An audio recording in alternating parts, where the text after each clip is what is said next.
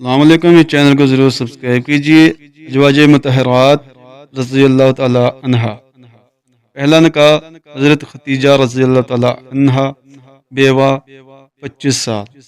دوسرا نکاح حضرت سودہ رضی اللہ تعالی عنہا، بیوہ 50 سال۔ تیسرا نکاح حضرت عائشہ رضی اللہ تعالی عنہا، کنواری 53 سال۔ چوتھا نکاح حضرت حفصہ رضی اللہ تعالی عنہا، بیوہ 56 سال۔ پانچواں نکاح حضرت زینب رضی اللہ تعالی عنہا بنت خزیحہ، بیوہ عمر 56 سال۔ چھٹا نکاح حضرت ام سلمہ رضی اللہ تعالی عنہا، بیوہ عمر 56 سال۔ ساتواں نکاح حضرت زینب رضی اللہ تعالی عنہا بنت حجش، مطلقہ، عمر 58 سال۔ آٹھواں نکاح حضرت جویریہ رضی اللہ تعالی عنہا، قید سے آزاد، عمر 58 سال۔